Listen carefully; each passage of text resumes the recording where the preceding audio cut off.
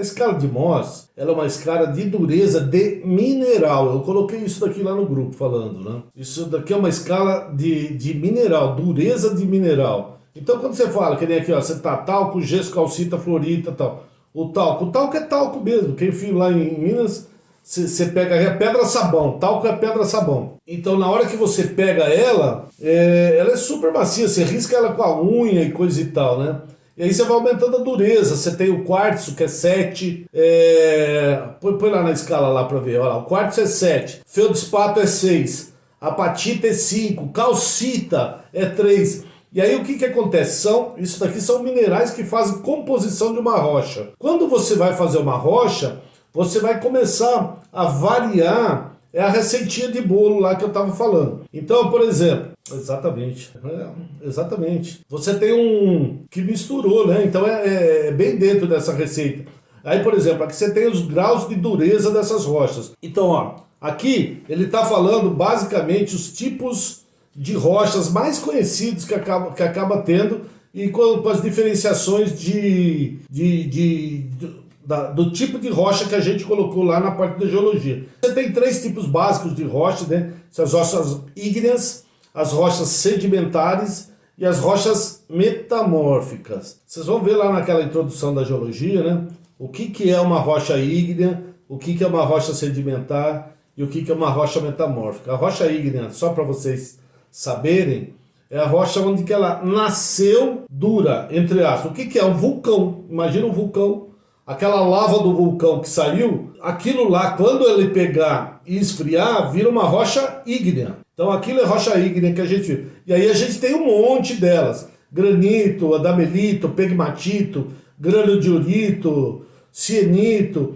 O que isso daqui está variando? Está variando as quantidades de...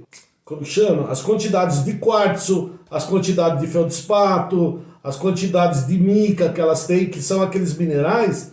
E aquilo lá é só uma parte de mineral, porque a variedade que tem de minerais ela é tremenda, né? Então, uma rocha granítica, por exemplo, é basicamente, do bolinho dela, uma rocha granítica convencional, ela tem basicamente quartzo, feldspato e mica. Esse é o bolo principal. Ah, mas tem umas que elas têm os desenhos. Aí o que acontece? Essas rochas ígneas, ao longo de milhões de anos, começa a chover calor, ela começa a fragmentar.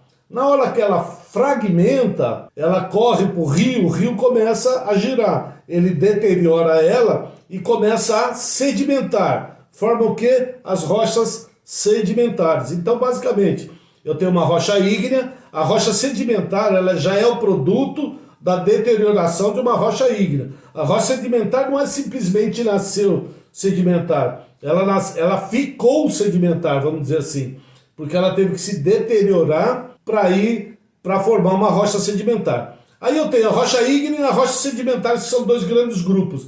Aí aparece a rocha metamórfica. O que é a rocha metamórfica? Quando a gente começa a falar de movimentos tectônicos, estruturas, falhamentos, falhas, essas falhas, na hora que eu tenho movimento e eu coloco calor, elas começam a cozinhar todo esse material. Então, se eu pegar uma rocha que seja granítica mesmo, e eu cozinho essa rocha granítica, é como se eu pegasse uma pedra e derretesse ela. Quando eu pego ela e derreto, ela vai deformar. Na hora que ela deforma, ela vai formar basicamente o gneiss. O gneiss é aquela rocha que parece granito, mas às vezes tem aqueles desenhos de ondas, né? E por que ele tem esses desenhos? Porque ele derreteu. Na hora que derreteu, como os minerais têm densidades diferentes, né? Essas densidades fazem com que elas se separem. Então fica às vezes uma camada de quartzo, uma camada de feldspato, uma camadinha de mica, eles vão formando. Então ele vai formar gneiss. E aí, ó, só para você ter uma ideia, cada uma dessas rochas metamórficas, às vezes elas são produtos da deformação de rochas ígneas. O gneiss é uma de granito, basicamente de granito. O anfibolito é uma rocha lá que é basicamente do diorito. O diorito é uma rocha vulcânica, tipo basalto, né? Gabbro é uma tipo basáltica, onde que ela quase não tem quartzo. Ela tem um anfibolito, que ela é muito dura. Só que na hora que eu deformo ela, ela cozinha e vai virar. Se eu tiver uma rocha que tem muita mica, por exemplo, e na hora que eu deformo essa mica, ela vira um xisto.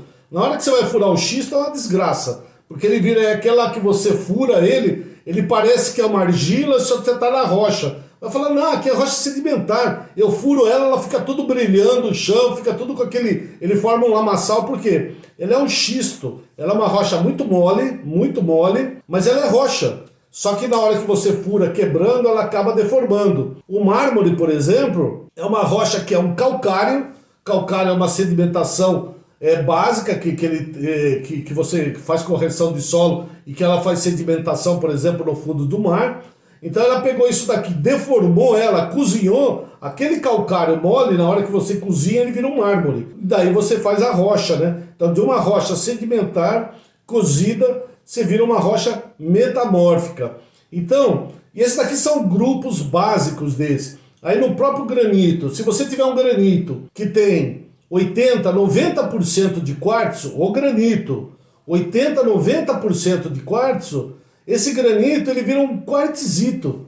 Por quê? Porque ele quase não tem feldspato. Então ele é um quartzito.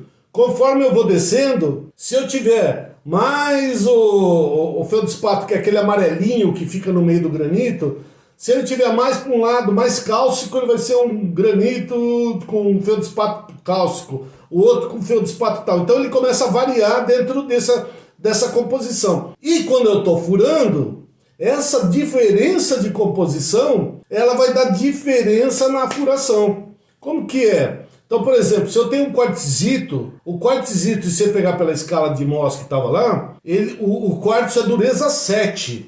Então ele é duro. Se você pega o feldspato, é dureza 6, é um pouco mais mole. Então se você tem um quartzito, normalmente o quartzito, para furar, ele vai ser mais duro que você furar um pegmatito, ou que você furar um calcário, por exemplo. Esse material ele é mais fino, ele tem durezas menores, e aí você consegue furar mais ele. Então essa variação litológica entre as rochas sedimentares, rochas ígneas e rochas metamórficas, elas refletem naquilo que você vai furar. E não só naquilo que você vai furar, mas como que você vai furar.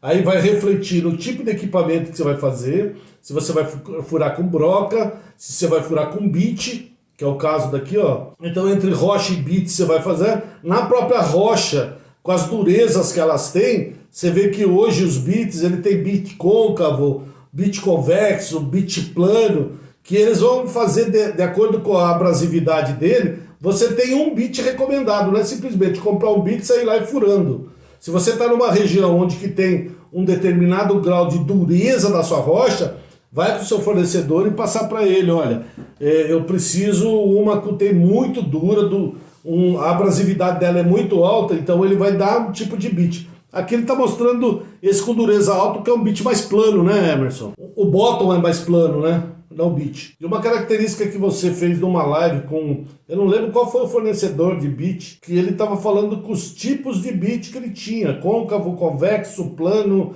que era para cada tipo de rocha ter um tipo de bit. E às vezes a gente usa a mesma ferramenta para fazer tudo, né?